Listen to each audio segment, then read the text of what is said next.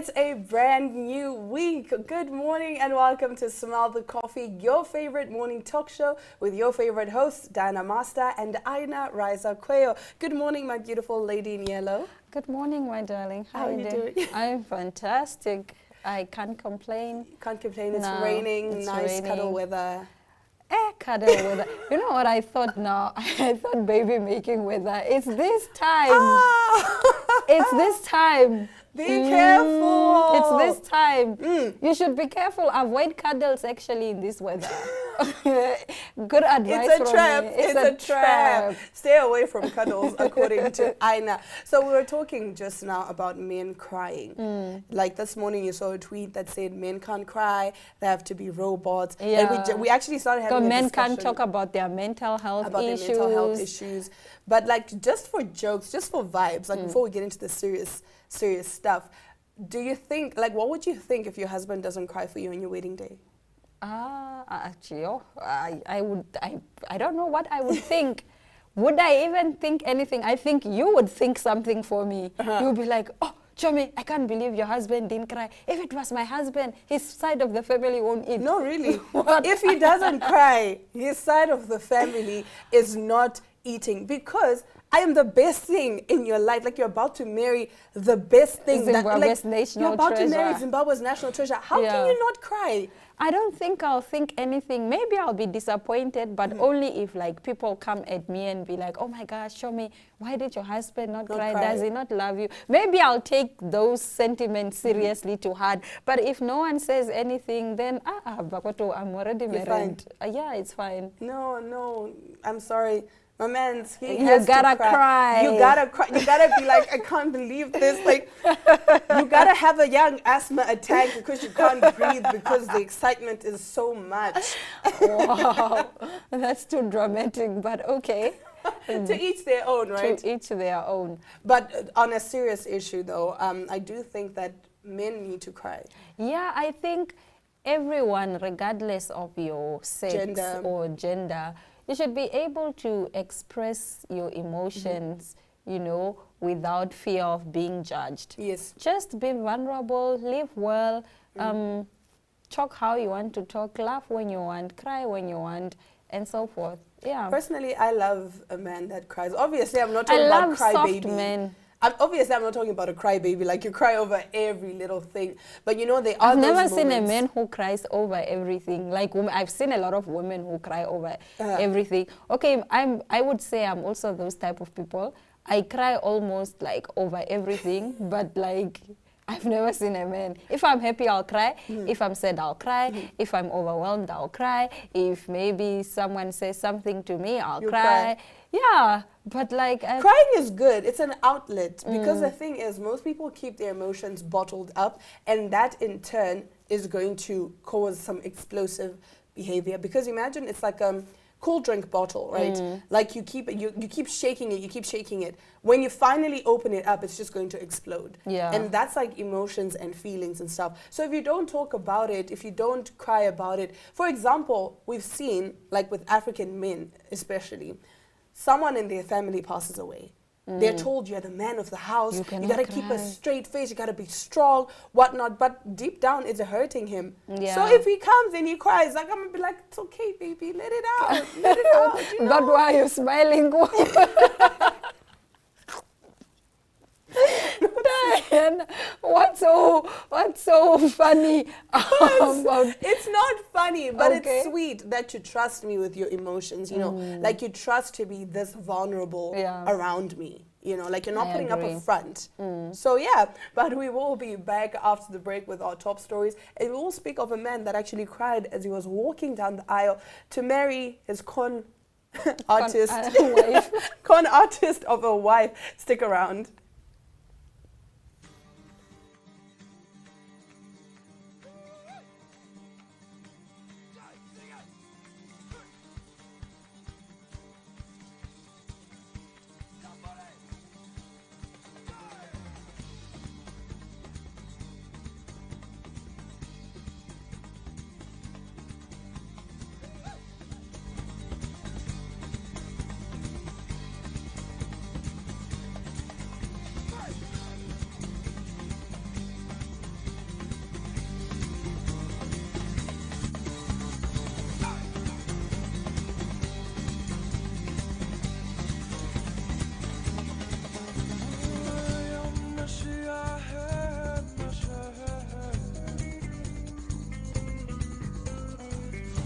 ocean higher to walk as one people, one color, one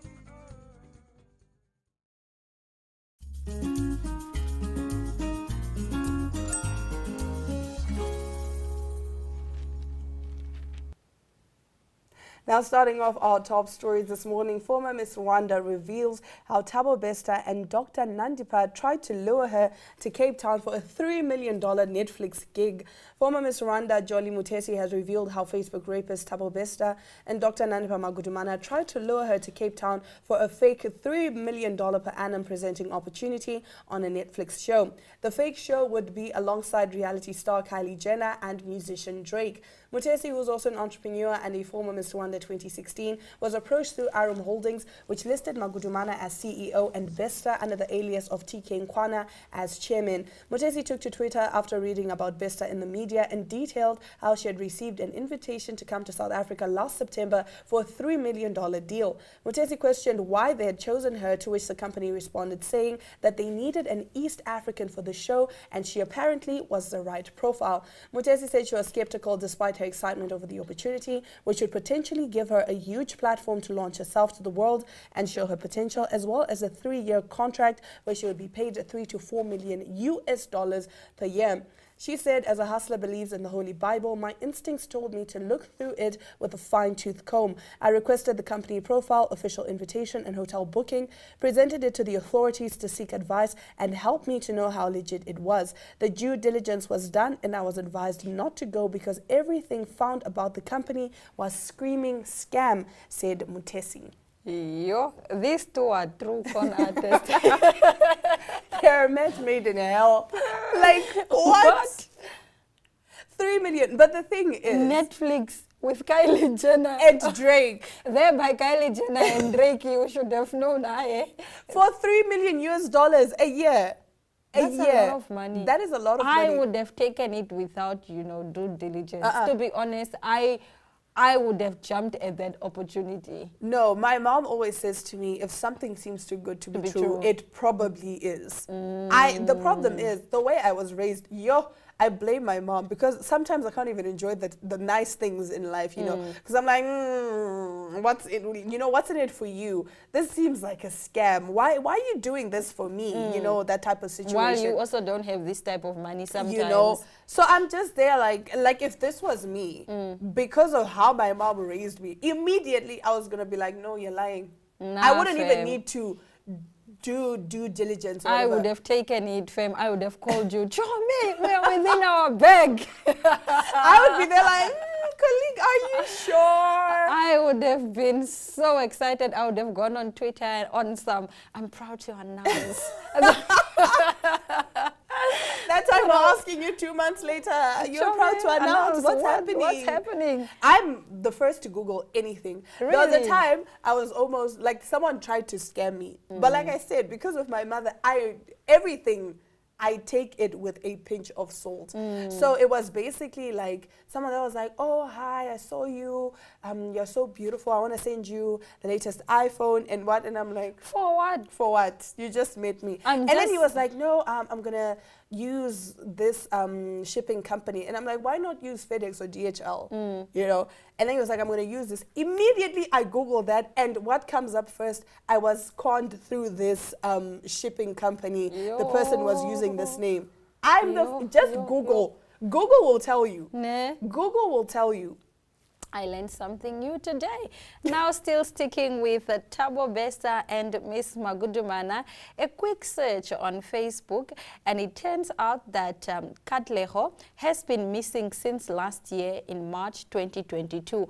Only to find out his body was claimed by Dr. Nandipa for Thabo Bester to burn in his cell. Katlego Bereng's family have rejected the police report that says Katlego collapsed in town and was taken to the hospital. He passed away due to shortness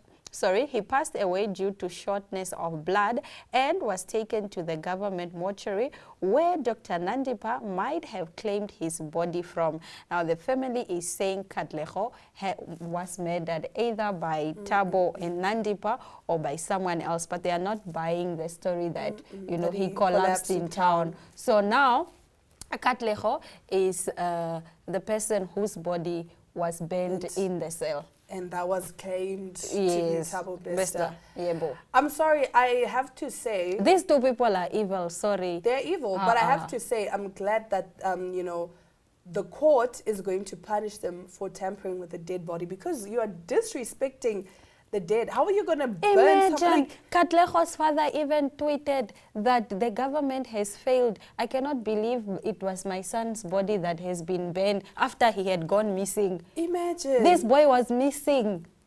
They didn't know where he was. They no didn't know clue. where he was. They put out, you know, notifications asking for shame. help us find our son. Oh, shame. Just to find out your son's body has been burned. You can't even give your son a decent funeral and send him off properly. No, that is just... No, those two, I'm sorry, like, I don't know. We were talking And you know, earlier. the people were saying that, yeah, no, Nandipa would be acquitted in court because she could play the card that She was being blackmailed, She was yes. being blackmailed. But even when you are being blackmailed, you know the difference between right and wrong. Firstly, why even. did you run off with this man No, if you are it's not being even blackmailed? that. It's not even about blackmail. If she was being blackmailed when she escaped to Zimbabwe, she could have easily gone to the South African consulate in Zimbabwe to Even say... when she escaped to Tanzania, Yeah. she could have gone to the embassy and said, listen, I'm being held hostage yes. against my will. Like, I'm not for this. And you know, there is a new VN. I don't know if you know Moshe. I think Moshe had a conversation with Nandipa, and he was asking her about this whole Thabo Bester thing. And she was like, no, Chomi, those people are lying. I can't believe they are using my name. This girl, this woman was an accomplice from the get-go. An accomplice. Or maybe she was being held hostage, but not like in her right mind. Like, I think she was bewitched because there's no way you would give it all up Which for type a of man. muti is this? For a man. This muti must be strong if no, she no, was no. bewitched though. Now, keeping with South Africa, there was a baby swap. Gauteng Health Department apologizes to a mom who went home with the wrong baby from the hospital. Two Gauteng mothers are receiving trauma counseling to help them cope with their ordeal after newborn babies were swapped at Chris Hani Baragwanath Academic Hospital. On Thursday, the Gauteng Department of Health said a baby that was incorrectly released to a family has been reunited with its biological mother. On Tuesday, 18 April, a 35-year-old mother who had given birth to a baby boy the previous day was mistakenly discharged with the wrong baby. A security official noticed that the baby boy had a name tag that did not match with that of the mother and immediately alerted the nursing staff, the Gauteng Department of Health said. The team on duty did not follow standard operating procedure in place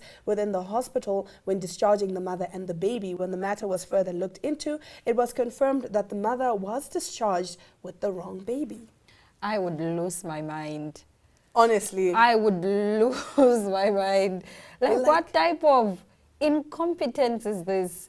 Honestly, though, because And is this not a private hospital? literally the thing is, when babies are born, they're given tags. Yes. And they're not given one, they're given two tags. They're given two tags. Like, I think one is on the hand and one is on the foot. So who didn't check?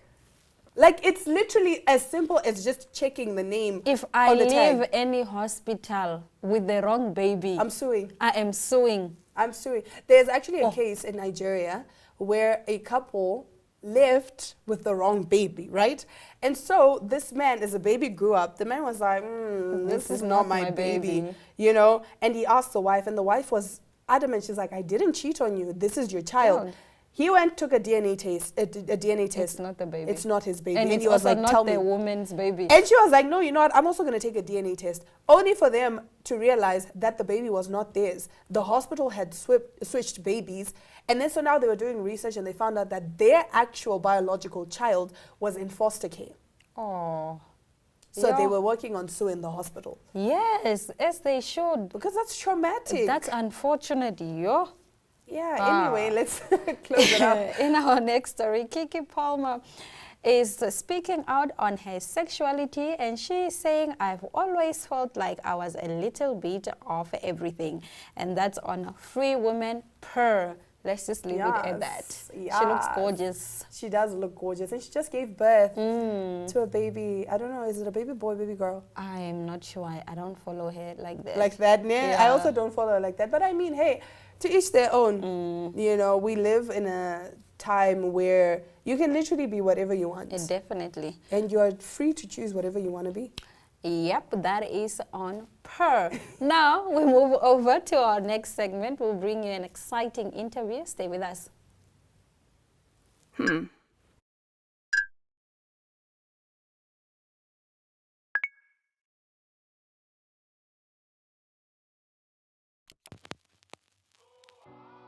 E-ticket, your online ticket solution for events and event marketing, bringing you ease of mind and making sure that your event gets out there.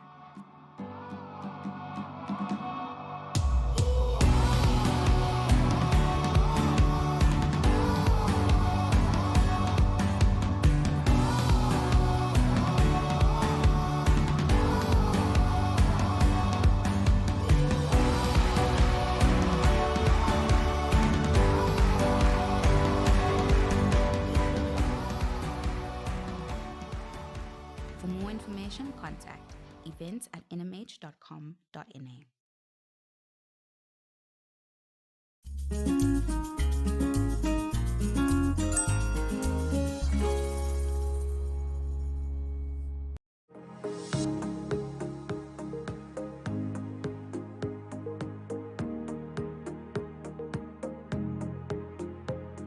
Globally, the role of smallholder farmers has evolved to include a broader economic context. This means that smallholder farmers are seen as a pivotal agent of rural economic transformation because when these farmers earn more, they inject their profits directly into the rural economy. This creates jobs and improves their livelihoods as well as that of their communities. Regionally, food insecurity is a major challenge. Many African countries have their population growth rate far exceed the quantity and quality of food required to sustain it. In Namibia, more than 70% of the population directly depends on agriculture. Zambezi region have got 9 rivers and also fertile land where we can produce more food for the nation so that we have that food security. The Republic of Namibia endeavors through various initiatives such as those supported by the World Food Programme, our small farmers, and even bigger farmers, they produce more food for the nation. That is to guarantee food security. In Zambezi, we work with the farmers to mainly enhance the production. A lot of them, more than 400 farmers, have different crops they are growing, different livestock, as well as a lot of new innovative approaches they're using. For example, farmers who used to lose tomatoes and cabbage to wastage because of lack of market, they're now able to take this product to another level of drying those tomatoes, cabbage, among others, in order to be able to sell them with a good value. The support of World Food Programme, they supported us with seeds, and this is like the starting for us to build on, that we can go on our own. As you can see, I planted section by section, and now the next section maybe to go up to December, January, February, just like that. So it's just a start, and then for us to go on. I'm doing my farming at Kahonipa village in Kongola constituency of Zambezi region in Namibia. So what you see here, I do produce tomato, as you can see.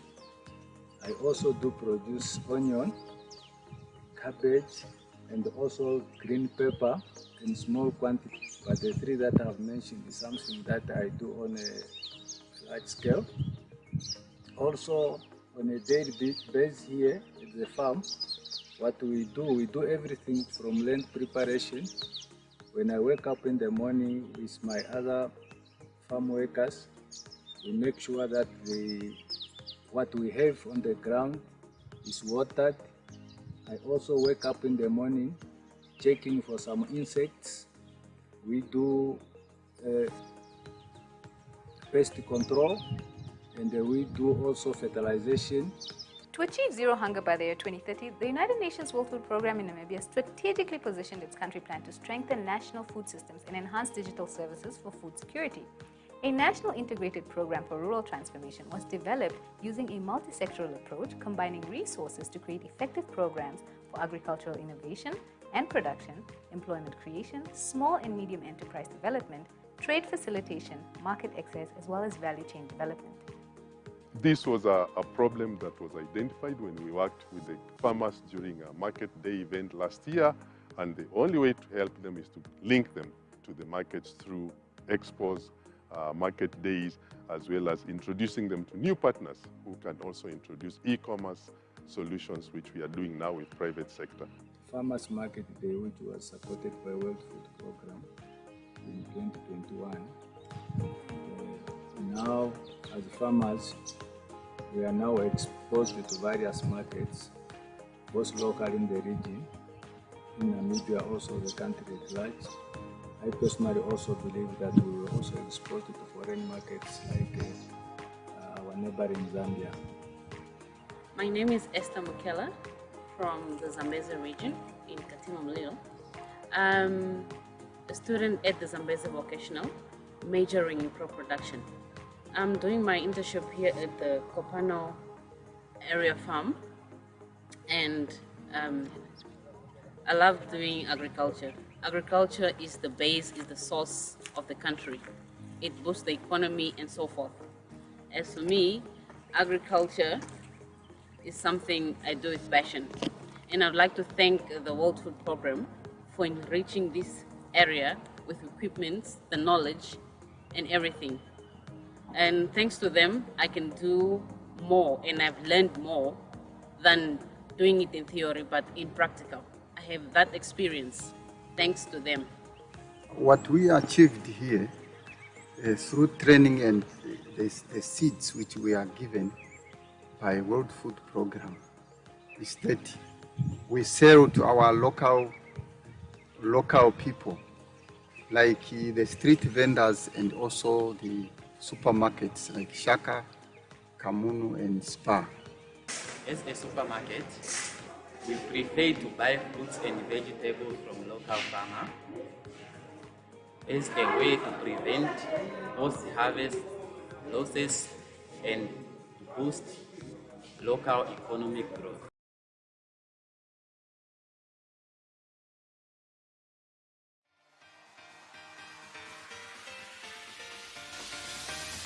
Flex is a health and fitness show that focuses on mind, body, and spirit. Flex aims to reach all audiences that would love to focus on the health of the mind, body, and spirit. The show is broadcasted on NTV, 1up2.com, and cross-shared on the following Facebook platforms: The Republican, Algemeine Zeitung, Namibian Sun, Namibian Media Holdings, Sports Rep, Irongo, My Zone, We, and Ewi. Flex focuses on daily fitness, where we will be flexing our muscles, wellness interviews where we will be flexing our mind. For editorial and advertising queries, please contact zone@synergy.com.na.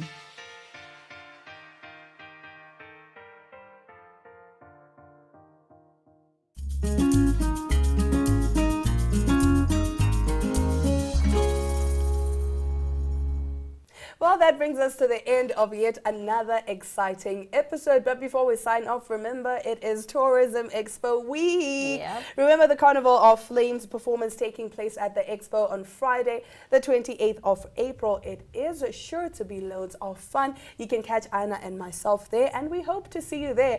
On that note, it's all our love, all our light, and adios.